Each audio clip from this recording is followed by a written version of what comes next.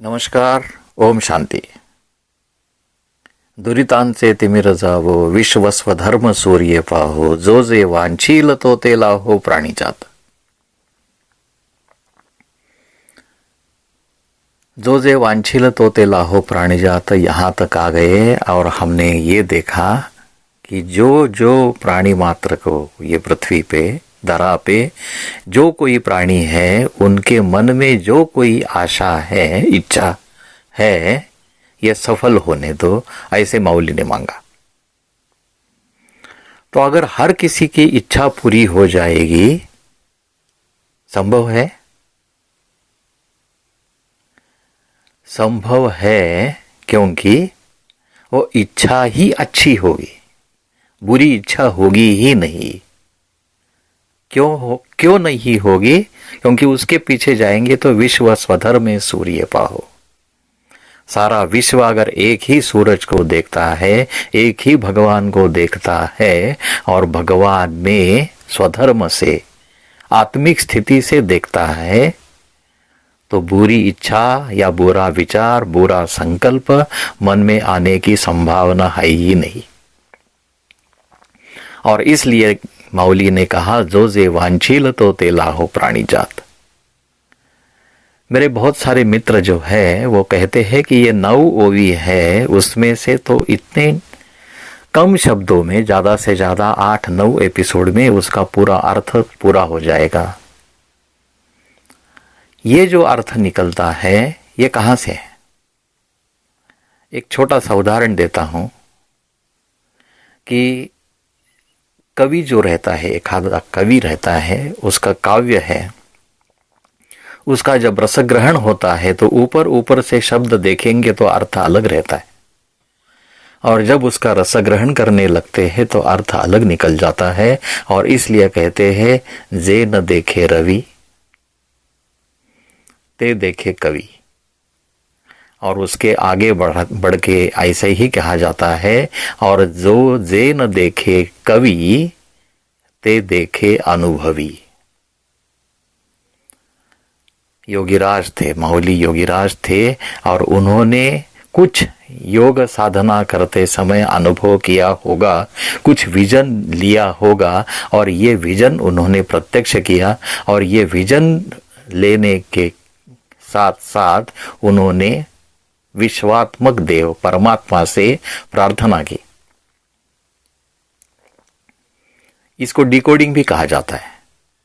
देखिए, पहले जमाने में टेलीग्राम रहता था, कट्ट कड़ रहता था ना. उसमें क्या कट्ट कड़ करते हैं कुछ पता नहीं चलता था, लेकिन उसका जब वाक्य तैयार हो जाता था, पंक्ति तैयार हो जाती थी, सेंटेंस तैयार हो जाता था, तो मैसेज आता था. बाद में टेलेक्स आ गया. मेरे कई सारे मित्र जो है OCS VSNL के, वो समझते होंगे कि वो टेलेक्स में कागज की पट्टी रहती थी और उसमें बहुत सारे छिद्र थे, होल्स थे, और होल्स की position, number of permutations, combination देखने के बाद वो पढ़ सकते थे कि ये मैसेज क्या है. तो मैसेज है कि नहीं? ऊपर से देखेंगे तो कागज की पट्टी है, लेकिन जब खुल के देखेंगे, सोच के देखेंगे, तब उससे मैसेज निकलता है. वैसे ये पसायदान है माऊली का, ऊपर से तो 9 ओवी है, और अंदर जाके झांक के देखेंगे तो खजाना है. और ये खजाना खोलने का प्रयास, छोटा सा प्रयास शुरू है आपकी प्रेरणा से, आपकी प्रेम से. आप बड़े अच्छी तरह से उसको रिस्पॉन्ड कर रहे हैं. और इसलिए मेरा कहना यह है कि ये जो जे वांछील तो ते लाहो प्राणीजात, यहां टर्निंग पॉइंट है. अब तक माऊली ने एक्सप्लेन किया, बैकग्राउंड तैयार की, लेकिन जैसे मैंने कहा था, माऊली का जो विजन है स्वर्ग का, ये स्वर्ग कैसा है, कैसा आएगा, उसका रोड मैप क्या है, वो अभी आगे के चरणों में अपने को दिखेगा, हम देख सकेंगे उसको. तो ये रोड मैप जो है, स्वर्ग जो है, जैसे पिछले एपिसोड में भी हमने डिस्कस किया था, सचमुच स्वर्ग आएगा क्वेश्चन मार्क। क्योंकि स्वर्ग क्या है, स्वर्ग है या नहीं है, इसमें ही बड़ा डिस्प्यूट है। लोग बोलते हैं कि स्वर्ग है ही नहीं, क्योंकि स्वर्ग में जो जाता है तो पीछे वापस नहीं आता बोलने के लिए कि स्वर्ग क्या है, ऐसी मान्यताएं है। अगर ऐसा है तो यह स्वर्ग की संकल्पना कहां से आई? ये गाने जो लिखे थे चित्रपट में, पिक्चर्स में, जहां डाल डाल पर सोने की चिड़िया करती थी बसेरा, वो भारत देश मेरा, वो कहां से आया? संकल्पना कहां से आई? ये कवि के मन में जो विचार है वो कहां से आया? स्वर्ग में जो सुख था, आनंद था, वो जो संकल्पना है, आनंद है, सुख है, वो कहां से आई? यही भारतवर्ष है। और इसलिए भारतवर्ष को सोने की नगरी कहते हैं, सोने की चिड़िया कहते हैं। और मजे की बात देखो, है दोनों सोने की। द्वारका भी सोने की है और लंका भी सोने की है, ऐसे मानते हैं। लेकिन लंका जलाते हैं और द्वारका डूब गई। तो यह द्वारका क्या है और लंका क्या है, ये भी देखना है।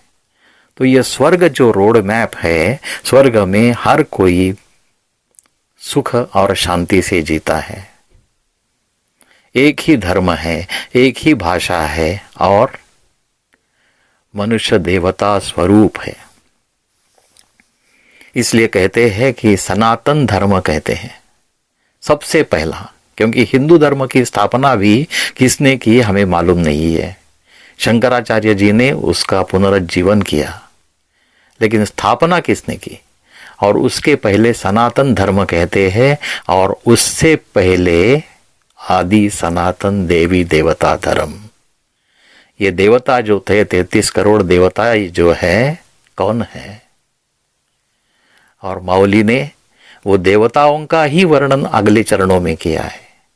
और देवता बनने की पहली स्टेज है एंजेलिक, फरिश्ता।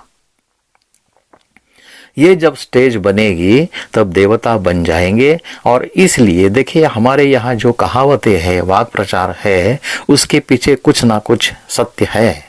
ऐसे नहीं वाक प्रचार आते हैं। इसलिए हम कहते हैं देवताएं वाम मार्ग में चली गई। पहले देवताएं थी, देवताएं वाम मार्ग में चली गई, देवताएं भ्रष्ट हो गई। पहले नहीं थी भ्रष्ट, पहले अच्छी थी, बाद में भ्रष्ट हो गई। देवताएं कैसे भ्रष्ट हो सकती है? हमेशा मन में, हर किसी के मन में, दिल में, आत्मा में सत्व गुण, देवताओं का गुण और सुर और असुर दोनों गुण है। जो प्रभावशाली होता है उसके हिसाब से वातावरण निर्मित होती है। और यह संकल्प जो है, यह संकल्प इस वातावरण को श्रेष्ठ या शुद्ध बना सकते हैं या बुरा भी बना सकते हैं। तो विश्व स्वधर्मे सूर्य पाहो, सारा विश्व जब एक ही संकल्प में स्थित हो जाएगा और एक संकल्प आएगा कि अभी बहुत हो गया, अभी उसमें परिवर्तन चाहिए, अच्छे दिन आने चाहिए, तो ये विश्व का परिवर्तन हो जाएगा। और ये परिवर्तन होते समय अवस्था कैसी होगी, यह अगले चरणों में माउली ने रोड मैप दिया है, उसके ऊपर भी हम उसका चिंतन करेंगे। तो शुरुआत में जैसे शुरुआत हो गई, आता विश्वात्मके देवे येणे वाग्यज्ञ तोषावे तोषो निमज द्यावे पसाय दाने, जे खळांची व्यंकटी सांडो तया सत्कर्मी रती वाढो, भूता परस्परे जडो मैत्र जीवांचे, दुरितांचे तिमिर जावो, विश्वस्व धर्म सूर्य पाहो, जो जे वांछील तो तेला हो प्राणी जात। पूरी जो संकल्पना है, एक ही संकल्प जो है, अच्छा ये सृष्टि का परिवर्तन हो, इस धरा पे, इस भारतवर्ष पे स्वर्ग का अवतरण हो, ये संकल्प मन में एक ही संकल्प आता है। उसका उदाहरण मुझे याद आता है, आळंदी में ऐसे कहते हैं, बीच में जी मराठी न्यूज में भी दिखाया था, आळंदी में ऐसे कहते हैं कि ज्ञानदेव की जो पालखी है वो उठाते हैं, तब ऊपर का जो कलश बोलते हैं, टॉप, मंदिर में जो टॉप रहता है, वो कलश जो है वो हिलता है। ऐसी मान्यता है, मैंने भी देखा था। अभी ये मान्यता है कलश जो है वो फिक्स है, कैसे हिलेगा, लेकिन हिलता है, और वो हिलता है, वो उसका फोटोग्राफ और वीडियो क्लिप भी दिखाई थे न्यूज में।